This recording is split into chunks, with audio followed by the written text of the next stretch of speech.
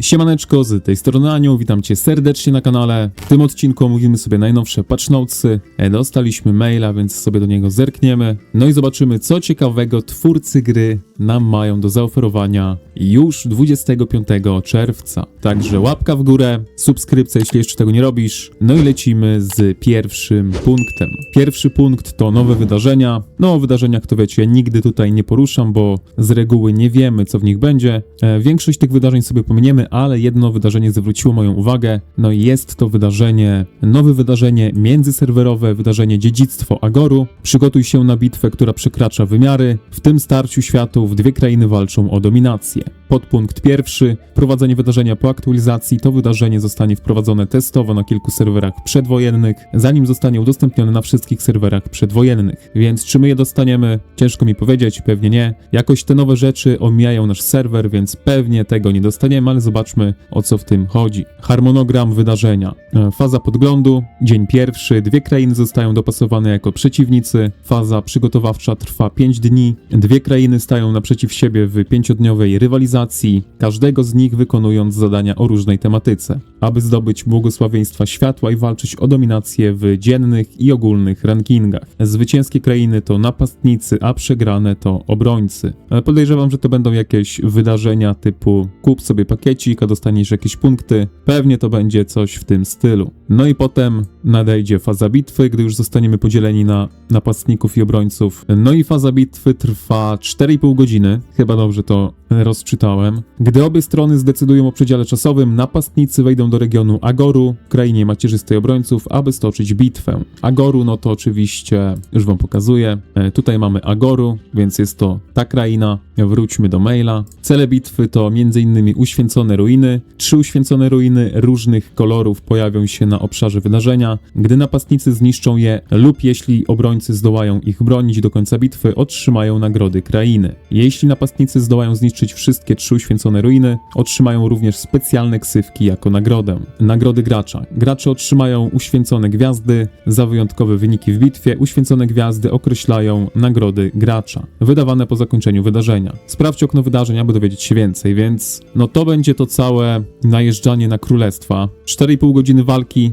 No, zobaczymy, nie? Dosyć długo bym powiedział, 4,5 godziny walki. Wolałbym, żeby to było bardzo szybkie, nie? Pomniki się dłużą, nie? A pomniki niektóre trwają 2 godziny. Tutaj będziemy walczyli 4 godziny ponad. Także zobaczymy. No, brzmi to ciekawie, ale jak to wyjdzie w praktyce, no to zobaczymy już, gdy wejdzie to na wszystkie serwery, tak? Na razie to wiadomo, będzie na niektórych serwerach. Idąc dalej, będzie wydarzenie z efektami. Reszta wydarzeń, jakie nas czekają, no to będą raczej podobne do tych, których już mieliśmy. Jest to wydarzenie na dekoracje, także dla niektórych naprawdę bardzo dobry czas, żeby wydać trochę pieniędzy. Punkt drugi, nowe dekoracje, o wilku mowa, także zobaczmy, co my tutaj mamy. Mamy 3 nowe dekoracje, otchłanne ostrze, warzelnia mysterium i księżycową fontannę. Nowe dekoracje zostaną dodane do różnych wydarzeń, do skrzyń po update'cie, także w tym podpunkcie mamy tyle. Pytanie, czy są jakieś szczegóły odnośnie tych dekoracji, ale może będą gdzieś dalej. Idąc niżej, mamy zmiany w Korzeniach Wojny. Zmieniono czasy otwierania budynków. Budynki będą teraz otwierane po 3 minutach, wcześniej po 6.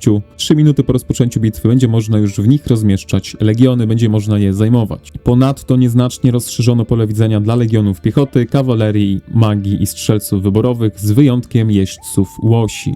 Dla jeźdźców łosi jeszcze bardziej to pole widzenia zmniejszono. Dalszy podpunkt również tyczy się Korzeni Wojny. Będziemy mieli nowy system umiejętności zapewniający większą złożoność i głębię strategiczną. Administratorzy przymierza mogą wyposażyć drużyny w 6 różnych umiejętności przed rozpoczęciem bitwy. Drużyny mogą wyposażyć się zarówno w umiejętności ogólne, jak i umiejętności przywołania, które pozwalają im wzywać behemoty na pole bitwy. Pierwotny mechanizm przywołania behemotów został usunięty. Umiejętności będzie mógł używać każdy oficer wyznaczony do tego, a behemoty będzie mógł kontrolować tylko pan dzikich bestii. Także tyle. Reszta tych zmian, które tutaj są to takie zmiany nieznaczne, które sobie pominiemy. Przejdźmy do punktu trzeciego. Ulepszenia systemu sezonowego. Ulepszenia drugiego sezonu sporów. Nowa rozgrywka obóz kontra obóz. W tym sezonie podczas fazy dobierania w rejestracji do udziału w scenariuszu występują klasy krain. Zarejestrowane krainy zostaną podzielone na klasy A, B, C i D według swojej mocy. Krainy klasy A i B będą dobierane ścigane razem, podobnie jak krainy klasy C i D. Na koniec zespoły o podobnej mocy zostaną dobrane do walki ze sobą, przy czym jeden zespół zostanie wyznaczony na Unię Słonecznego Rozbłysku, a drugi na Przysięgę Mroźnej Grani. Oba obozy będą następnie toczyć bitwę na terenie Beleronu. Zamienili jeszcze tam bramy, poziom 1 z poziomem 2. Ponadto na te małe pomniki będzie można wstawić już 3 legiony, a nie 1. To jest ciekawa zmiana tak naprawdę. Czas trwania sezonu został zmieniony z 42 na 38 dni, no i zostały również zmienione harmonogramy w Złotokamieniu. Główne przejścia będą teraz otwierane w weekendy. Rejestracja na nowe KVK już rozpocznie się 1 dzień po poprzednim podsumowaniu sezonu. Brink of War u progu wojny będzie trwało 4 dni, wcześniej trwało 6 dni. No i co my tu jeszcze mamy? Dziedzictwo Tytana będzie trwać 45 dni, wcześniej trwało 50 dni. Kolejny podpunkt to nowa funkcja przydziału Gwiazd Chwały. Funkcja umowy Gwiazd Chwały będzie dostępna w sezonach sporów nieopartych na obozach, począwszy od aktualizacji. Wielcy królowie krain, które zajmą pierwsze miejsce u progu wojny, staną się gubernatorami każdego przyłączonego regionu. W ciągu 5 dni poprzedzających rozpoczęcie sezonu sporów, gubernatorzy mogą zawierać umowy Gwiazd Chwały z gubernatorami z innych regionów. Gdy przymierze w jednym z regionów sygnatariuszy umowy zajmuje Smoczelerze, o ile region spełnia wymagania dotyczące całkowitych punktów uzdrowienia z zasobami, punktów śmierci i zasług, lider przymierza może zdecydować o przydzieleniu 4 Gwiazd Chwały między przymierza w regionach sygnatariuszy umowy. Przymierza otrzymają swoje Gwiazdy Chwały podczas podsumowania sezonu. Jeśli twoje przymierze otrzyma Gwiazdę Chwały, zwycięstwo zostanie dodane do twojej historii sezonu gracza po podsumowaniu sezonu. To jest bardzo ciekawe. Szczerze mówiąc,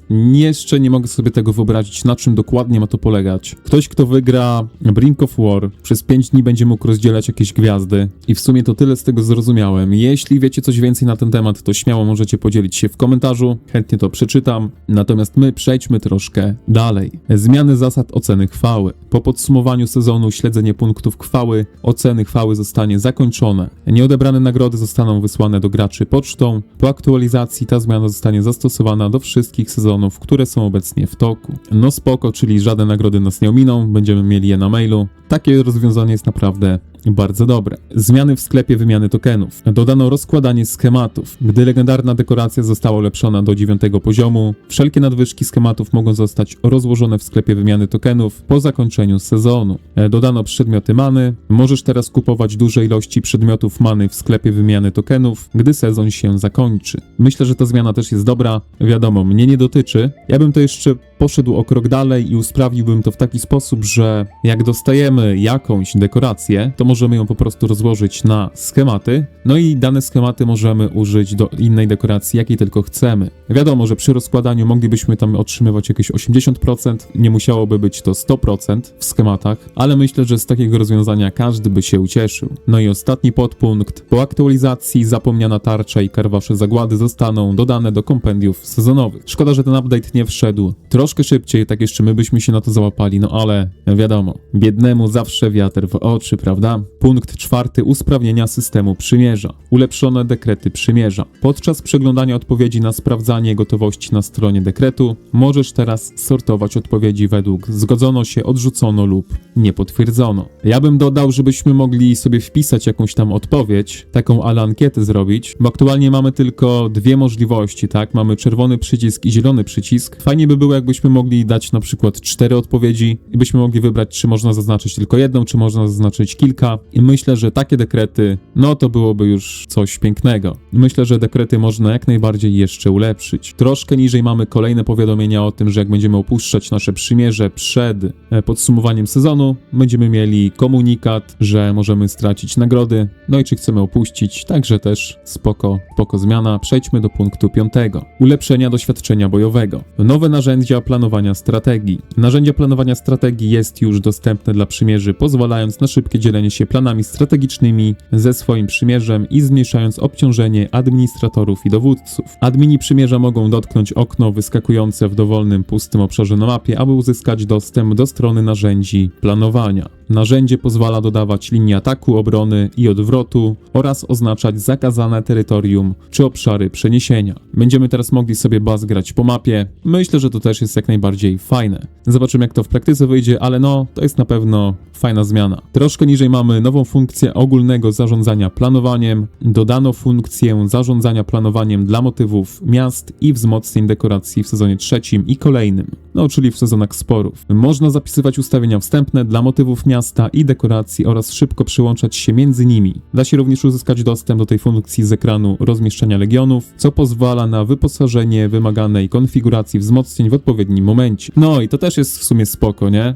Teraz jak będziemy wychodzić z miasta, będziemy chcieli sobie jakiś legion tutaj wysłać, no to poza tym, że będziemy mogli sobie wybrać jeden z zapisanych legionów, to będziemy mogli jeszcze do tego zapisanego legionu przypisać miasto i dekoracje, więc jak najbardziej spoko to jest, nie? Ta zmiana też mi się akurat podoba. Wejdźmy do miasta, żeby nam nie hałasowali, no i lecimy dalej. To był punkt 5, tak? Tak, tutaj były te presety. Kolejny podpunkt, nowa funkcja konfiguracji talentów. Dodano nową funkcję zalecanego planowania dla talentów, pozwalającą na przyłączanie między wieloma konfiguracjami talentów. Dodano stronę przeglądu wzmocnień do talentów, pozwalającą na zobaczenie wszystkich wzmocnień otrzymywanych z talentów. To akurat już powinno być dawno. Teraz jak będziemy sobie tworzyli drzewko, no to gdzieś tam z boku będziemy mieli informację, ile mamy łącznie prędkości marszu, ile mamy tam ataku, obrony, no to na pewno jest fajna zmiana. No i ponadto ulepszono obliczenia dla wskaźników wyboru talentów. Także niby taki mały podpunkt, ale cieszy, tak? Poprawiono umiejętności bohaterów.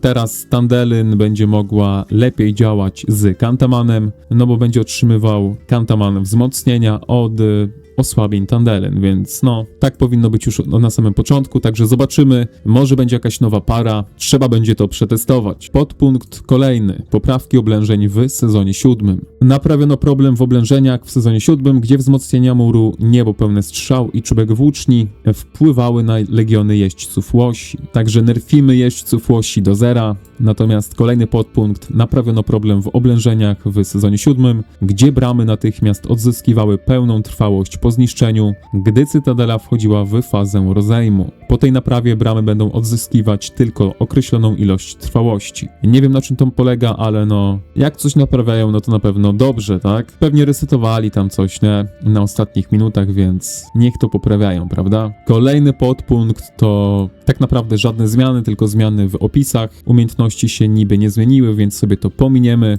Możecie oczywiście sobie zerknąć, jak to wygląda, o co tutaj chodzi, ale no, naprawdę nic ważnego. Widzę, że podpunkt 6 jest ostatni. Szczerze zdziwiłem się, że ten mail jest taki króciutki, bo tak czytaliśmy to, niby zmiany spoko do tej pory, ale nic specjalnego, nie? Także zobaczmy, czy punkt 6 dowiezie lepsze wrażenia podczas wydarzeń. Ulepszony pakiet tygodniowych ofert. Pakiet tygodniowych ofert oferowany co weekend zawiera wiele opcji. Możesz podejrzeć zawartość pakietu przed zakupem. Zakup pierwszego pakietu zablokuje kolejne nagrody i pakiety. Jak będzie można przeglądać, co jest w dalszych pakietach, no to spoko, nie? To też powinno być już dawno, bo tak rozumiem ten punkt. No i ostatni podpunkt tyczy się tygla bohaterów. Nowe wzmocnienia. Dodano wzmocnienia kawalerii, piechoty i dystansu. Strzelcy wyborowi, magia i zwarcie należą do jednej puli wzmocnień, podczas gdy dystans, kawaleria i piechota należą do drugiej. Dziwnie opisane, ale lećmy dalej. W każdym wydarzeniu trójka bossów rotuje między tymi dwiema pulami wzmocnień. Każdy boss ma różne wzmocnienia. Odpowiednio dostosuj swoją strategię. Dla mnie tygiel bohaterów to mógłby być w 100% automatyczny i bym się nie obraził. A tutaj trzeba będzie jeszcze pewnie zmieniać legiony, żeby pokonać wroga, no lubią nam utrudniać, co? Ograniczenia tymczasowych wzmocnień, aby zapewnić uczciwość, tymczasowe wzmocnienia z tytułów, kamieni many, umiejętności przymierza, zasad sezonowych i szału wojennego nie działają podczas tego wydarzenia. Bo to chodzi o tygiel bohaterów, to jest ten tygiel, który jest na początku KVK. To chyba o ten tygiel chodzi. To ja o innym tyglu myślałem. No, w każdym razie, jak tytuły nie działają i nic nie działa, to z jednej strony mamy coś z głowy, tak? Także w tyglu będzie się liczyło teraz ilość kont, które biorą w tym udział, prawda? To się będzie najbardziej liczyło. Oczywiście polityki również będą się w tym liczyły, bo myślę, że jak ktoś sobie zrobi politykę na wielkość legionu, to mimo wszystko ta polityka będzie działać. Mimo tego, że mamy tutaj napisane, że polityki nie będą w tym działały. A tak naprawdę ta polityka, która zwiększa nam pojemność legionu, daje nam naprawdę bardzo, bardzo dużo. Także no, zobaczymy jak to rozwiążą. W każdym razie to tyle. Tutaj jest końcówka tego maila. No i szczerze mówiąc, to taki sobie bym powiedział. Jakby zmiany są naprawdę spoko, nie? Bo jest parę nowych rzeczy, jak to bazgranie po mapie, wymiany dekoracji, czy jakieś tam gwiazdy. To mnie ciekawi, nie? Ten punkt mnie najbardziej ciekawi. O co w tym dokładnie chodzi, jak to będzie w praktyce działało. Ale jeśli macie pomysł, jak to działa, no to napiszcie w komentarzu. Chętnie poczytam. Natomiast, no, taki mail sobie bym powiedział, taki sobie.